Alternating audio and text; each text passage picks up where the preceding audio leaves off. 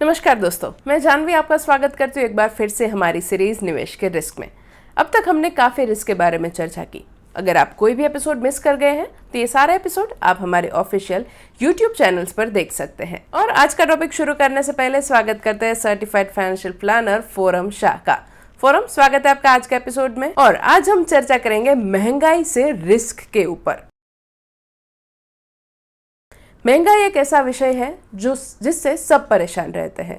तो फोरम, सबसे पहले आपको पूछना चाहेंगे कि इन्फ्लेशन रिस्क, महंगाई से रिस्क क्या होता है?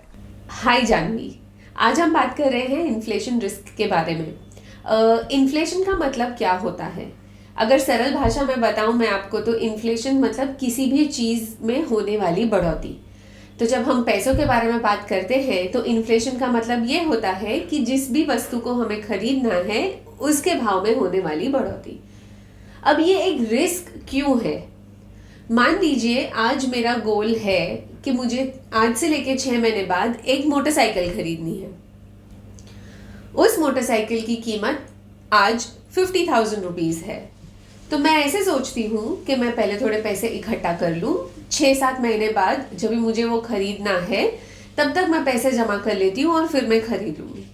बट 6 महीने बाद जब मैंने पैसे इकट्ठा किए हैं तो मेरे को 50,000 रुपीज़ इनफ नहीं होंगे, क्योंकि वो मोटरसाइकिल का कॉस्ट बढ़ चुका है। अभी वो मोटरसाइकिल की कीमत बढ़ चुकी है।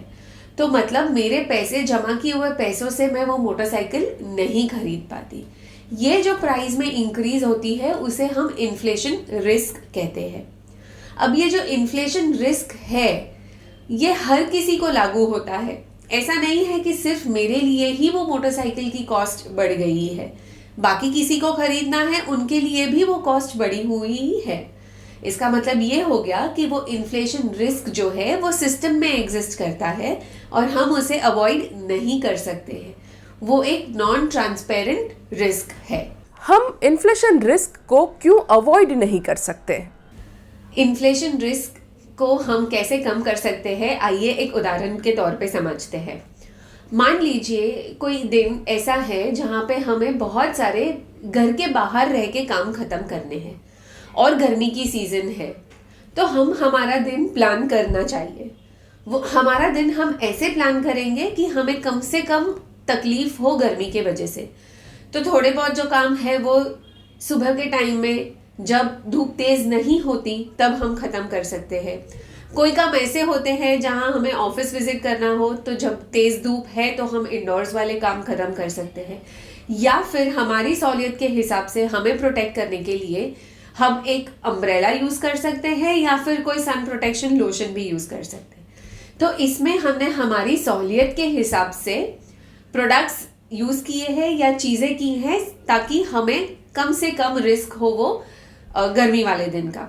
अब ये गर्मी वाला दिन सिर्फ हमारे लिए नहीं होगा, वो हर किसी के लिए होता है, बिकॉज ये एक सिस्टम, ये एक नेचुरल फिनोमेना है। वैसे ही इन्फ्लेशन एक सिस्टमिक रिस्क है जो सब किसी को लागू होता है। हमारे निवेश को इन्फ्लेशन यानी कि महंगाई की कम से कम असर हो, उसके लिए हम क्या कर सकते हैं? तो जब हम निवेश करते हैं हमें रेगुलरली और डिसिप्लिन तरीके से निवेश करना चाहिए, सो दैट जब हमारे रिटर्न्स होते हैं, हमारा जो इन्वेस्टमेंट का कॉस्ट होता है वो एवरेज आउट हो जाता है और बहुत सारी वॉलेटिलिटी नहीं होती उसमें। और दूसरी चीज़ हम ऐसे कर सकते हैं कि जब हम निवेश करें हम अलग अलग एसेट क्लासेस में निवेश कर लें, जैसे कि इक्विटी ओरिएंटेड म्यूचुअल फंड्स हो या डायरेक्ट शेयर्स खरीदें या फिक्स डिपॉजिट्स या बॉन्ड्स खरीदें जहाँ से हमें फिक्स्ड इनकम मिलती है। जब इक्विटी प्रोडक्ट्स में हम निवेश करते हैं तो मार्केट के उतार चढ़ाव के हम अधीन है, और वेराज फिक्स डिपॉजिट्स या बॉन्ड्स जहाँ पे हम निवेश करते हैं हमारा प्रिंसिपल फिक्स्ड है।